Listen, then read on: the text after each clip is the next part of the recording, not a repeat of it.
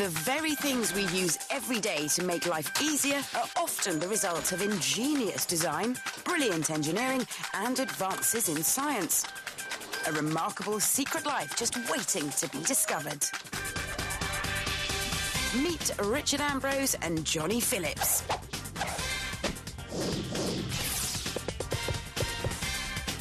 They're industrial scientists fascinated by the commonplace objects all around us. Join them on their mission to unearth the surprising stories behind the things we take for granted. In this edition, glue. Is it possible to suspend a man by wallpaper paste alone? Can a bond made by a few drops of industrial glue be pulled apart by raw motor power? Also, how artificial bottoms are used in chair testing. Are there really drugs on banknotes? And what does the plasma in a plasma TV set look like? Glue is all around us. It's in virtually every item we use in our everyday lives, from packaging and clothing to trains, cars, washing machines and circuit boards. Without it, our modern world would come seriously unstuck. Over 3 million tonnes of adhesive is used in Europe every year. But how does it actually work? Well, for everyday use, here are 3 of the most common types. First, there's good old pressure-sensitive glues used in the likes of plasters and sticky tape. A bond is only created under pressure. The adhesive flows and fills up any microscopic peaks or troughs on the surface it's being stuck to. If you pull off the plaster quicker than the process that causes the glue to set, it will remove without leaving residue on the skin. And then there's thermoplastic glues. Thermoplastic glues are glues that harden during heat loss. They're generally applied hot, and they only become fixed when they cool. Many of the old animal-based glues work this way, as do a few modern ones. This wax acts like a thermoplastic.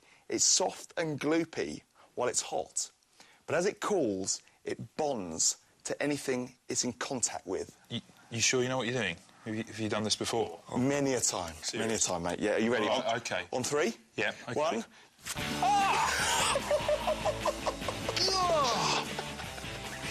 Blinkers! Yeah, it's smart, man. That really smart. What? I'm bald. What have you done to me? And then there are glues that harden through evaporation, like wallpaper paste. Even though they're designed to only hold up the weight of paper wall coverings, a TV advert in the 1970s showed a man glued to a board using just wallpaper paste and then hoisted in the air. We wondered whether this was really possible and recreated the stunt. The version of the wallpaper paste we're using is the ready-mixed variety straight out of the tub, and the suit has been allowed to dry for 4 days. We're using just the glue and no camera tricks. I'm not sure that this is going to work, but I'm willing to give it a go. Yeah, I've got it. The microscopic molecules within the paste, made from ingredients including potato starch, have embedded themselves in both the fibres of the cotton suit and the pores of the timber board, forming a bond strong enough to hold up Johnny. I've completely relaxed now. I was very tense, holding on at the side, but I'm a dead weight. I'm a complete dead weight, completely relaxed. There was a bit of tearing at the shoulder. I was convinced it wasn't going to work, but here I am. The only thing holding me up is wallpaper paste. So there you have it. Even the most basic domestic glue is stronger than you might think. Take the tension. Join us later when we raise the stakes to see whether a mere 5-centimetre strip of double-sided tape can hold up Johnny. Plus the final challenge, a few drops of superglue tested by screeching motors. In a typical year, Richard sits down on his office chair over 5,000 times. That's a heck of a lot of wear and tear. To make sure chairs are up to this kind of abuse, they go through some pretty rough testing. These are machines that get bums on seats. To be precise, they place 3.5 million bottoms on chairs and sofas every month. They've been created by the testing facility Sartre to check that furniture can take the pressures of people sitting down. In order to do a thorough job, each one of them is a mechanical version of the human bottom. The bottom they use isn't just any old shape, it's Mr. Strong's bum. He's the lucky chap who has chosen to have his bottom moulded. Now his rear has become the industry standard. Technician Mike McGranahan adds some big weights to the mould to test the chairs can cope with all those big bottoms out there. The weights we put onto the chair are around 16 stone for normal domestic use and up to 30, 40 stone for contract use or use in hospitals. That's a big, beefy bottom. And as well as being heavy, these are busy bums. They work 24 hours a day, 7 days a week, and a single chair is tested at least 50,000 times. The maximum testing is given to chairs in call centres, which need up to 500,000 sit-downs. That's a huge number and should give you the reassurance to sit comfortably, because the likelihood is that if a chair can cope with Mr. Strong's mechanical bum, it can probably cope with yours.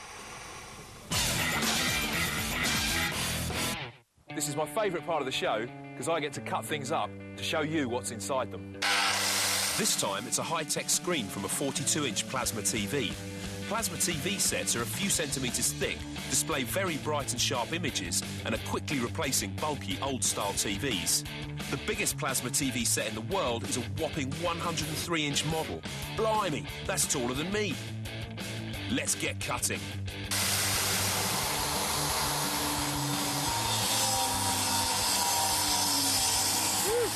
The first plasma screen was invented at the University of Illinois in 1964. It displayed very clear pictures, but with just the colour blue. It took another 35 years for full-colour sets to be developed.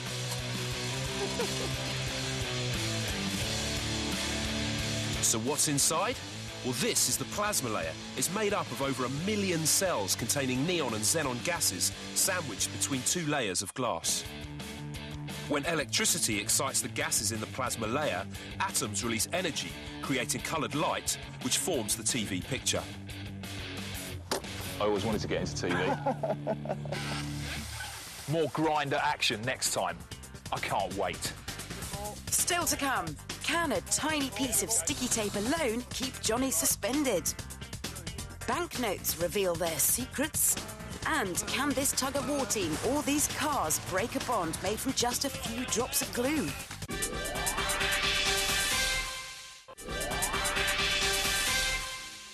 Back to glue. Earlier, Johnny demonstrated the properties of thermoplastic glue. And did a spot of hanging around in the interests of showing the bonding properties of evaporating glue. Glue for domestic use essentially stayed the same for years until a whole new breed of glues came along. And this is one of them. It's cyanoacrylic glue, but you probably know it better by its brand name, Superglue or Crazy Glue, and its discovery was a complete accident. During World War II, Kodak research chemist Harry Coover tried to produce a clear plastic for gun sights. He used the chemical cyanoacrylate, but it proved unsuitable because while it was clear, it kept sticking to everything. He recognised its potential as an adhesive, and after perfecting it, superglue went on sale in 1958. Its secret is the central ingredient, cyanoacrylate. You see, virtually any object you're likely to glue contains a trace amount of water on its surface, and cyanoacrylate needs only the tiniest amount of moisture to set rock hard. In the Vietnam War, American field surgeons sprayed medical superglue onto serious, life-threatening wounds. This stopped bleeding and allowed later treatment in a conventional manner. And today, its use in all sorts of medical procedures is commonplace. But be warned, don't use domestic superglue on injuries, as it may irritate or even burn. Medical superglue can be used in place of stitches and in procedures such as caesareans. The amazing part is it bonds on skin in just 10 seconds. The advent of superglue brought industrial strength to a domestic product. And now, new technology is doing it again. Take this double-sided tape. On first appearances, it's really not up to much. It is industrial strength, but I can push it all over Richard's face, and it doesn't stick, nothing really happens. However, apply considerable pressure and it's a completely different story. But for a proper test, it's time to abuse Johnny again. We'll be using a 5 centimetre by 5 centimetre square of this tape to support Johnny's weight. We saw in the lab earlier that Johnny and I didn't have the strength to break this bond. So we're going to attach it to a dead weight, 95 kilograms in all, and see how much it can take. You ready, mate? Yeah, you sure that's attached properly? Yeah, you're going up. OK, right. Take the tension. This kind of tape is used for fixing solar panels to roofs and securing cladding to buildings. But how long can it take Johnny's weight? Bit more, stop. Lift your feet, lift your feet. Oh. All right, OK, that's high enough. The 5 centimetre square of sticky tape held up Johnny's 95 kilograms for 58 seconds. Amazing. Come on, lads. Still to come, how strong are a few drops of the latest industrial strength glue? Don't miss it. At some time in the future, it's quite likely that all transactions in Britain will be carried out with either electronic or plastic money. But for the time being, cash has still got a major role to play. It's a pound, please. There are over 2 billion notes in circulation. Now, that's fine by me because British banknotes are brilliant. For a start, the amount of technology that goes into these precious pieces of paper is staggering. Some of the images are engraved by hand, whilst others are created by computer. Around 85 different inks are used for the 4 types of UK notes, which are printed using 3 different methods. They have holograms and metal threads which are put into the paper at the manufacturing stage. They also have watermarks, micro-writing and hidden numbers which only appear under ultraviolet light. So why do they go to all this trouble? Well, that's because ever since their invention, the people who produce the notes have been fighting a running battle with those who wish to copy them. The number one thing any currency maker has to be sure of, no matter what, is that they must always be able to tell their notes from the forgeries.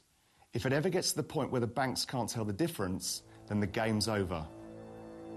This very nearly happened in World War II, when, in a bold plan to wreck the British economy, the Germans produced some of the finest forged notes ever made. And for a short while, the world's best bankers couldn't tell the difference. But in some ways, they were too perfect, and if you need an easy way to spot the difference, all you have to do is look at the N on the England of Bank of England.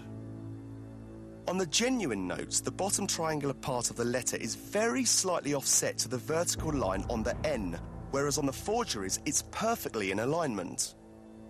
It seems the Germans couldn't help themselves. They just had to tidy up the sloppy British workmanship.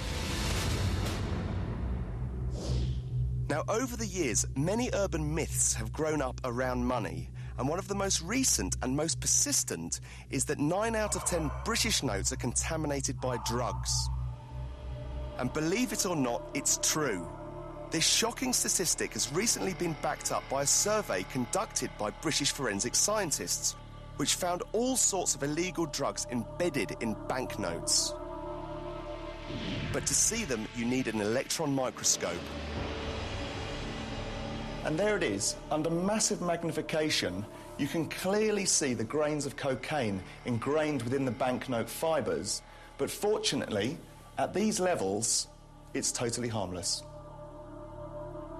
But tiny specks of drugs aren't the only thing to worry about, because the surface of the notes provides an ideal home for all sorts of nasty bugs. What sort of nasty bugs?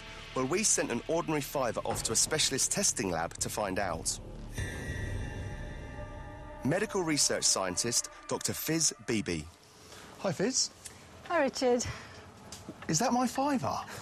You still recognise it, yes. It's growing. It is, indeed. Oh, God. So what have you found? As we expected, we found bacteria that we normally find on our skin. So that's the Staphylococcus species, which are these white-grey colonies that you see, which are quite abundant here. Yes. And have you found anything that's moderately dangerous? Well, yes, I have. If you look over here, on the same fibre on the other side, we found gram-positive bacteria. Although quite rare, gram-positive bacteria like these can be potentially very dangerous. They have the ability to lay dormant for years, just waiting for the right conditions to multiply, and some can cause food poisoning. Looking at these pictures, it's easy to understand why it's advised to frequently wash your hands if you handle money regularly. Would you like it back? No chance, you can keep it. And after all that, I'll never look at cash in the same light again.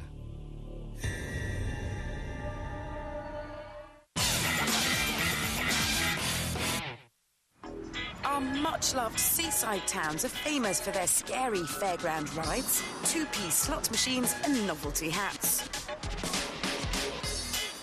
But the most cherished thing about a trip to the seaside is this, the souvenir stick of rock. You can see the writing on that end and on the other end, and magically, it goes all the way through the middle. Now, how do they do that?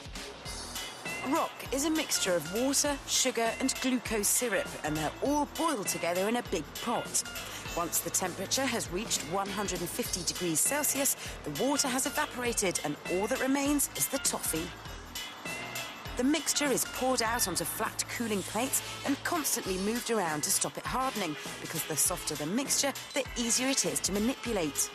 A part of the toffee is separated and colour gets added. This will go on to form the outside of the rock and those all-important letters on the inside. The main bulk of the toffee is loaded onto a rock-pulling machine, where 3 mechanical arms stretch and pull the mixture, getting the air inside. This air crystallises the sugar, turning the mixture white. Now all that's left is for a few teaspoons of concentrated mint flavouring to be added, and the mixture is ready. Now for the magic bit, making the letters. Drips of the coloured toffee and white toffee are cut out, and the letters are built up as giant 3D blocks. The red toffee makes the shapes of the letters and the white toffee fills in the gaps. When all the letters are ready, the 2 fully formed words are then stretched to over 1 metre in length and placed underneath a thin sheet of warm toffee. The words are then wrapped around the huge ball of crystallised toffee mixture, and then all that's left to do is put the coloured bit around the outside. Now it gets loaded into the hot roller. It takes 2 men to lift this heavy lump of rock. It's over 1 metre long and weighs around 70 kilos. It slowly gets squeezed out and pulled into big, long strings. The strings are rolled until the rock has cooled and is hard enough to be cut and wrapped. This batch makes about 1,000 sticks of rock, and it still reigns supreme as our favourite seaside souvenir.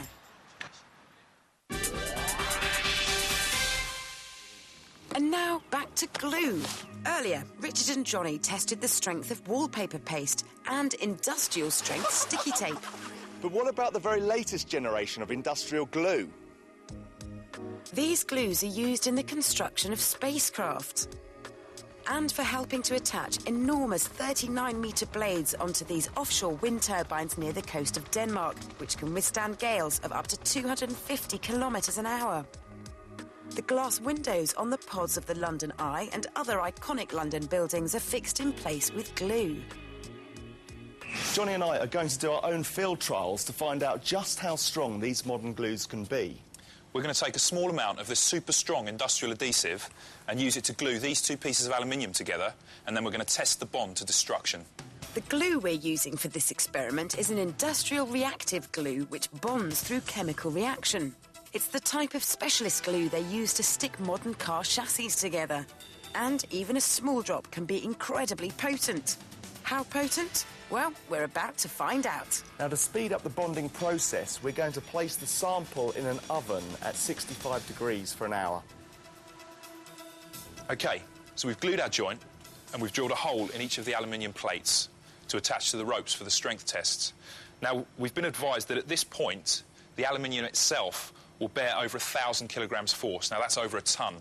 But to ensure that either of these points doesn't give before the glued joint, we're going to clamp it into one of these steel brackets, and hopefully that'll do the trick. Now, believe it or not, Johnny and I haven't got the strength to break this bond, but I think I've got the answer. Come on, lads, heave away! This is the Sandhurst World Championship tug-of-war team, and this is how they train. Come on!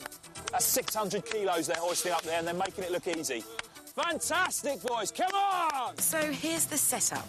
On one side, there's a counterweight of 600 kilograms, and on the other, 8 men weighing a total of 720 kilograms. Between the two, the bond, which is held together just by glue.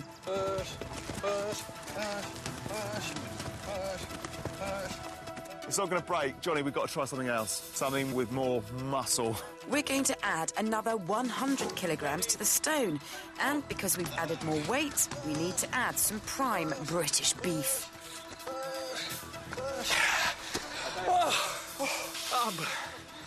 And wow, it survived.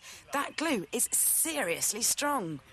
OK, we've seen what a bit of manpower can do. Now let's see what a bit of horsepower can do. Take it up. All right, mate.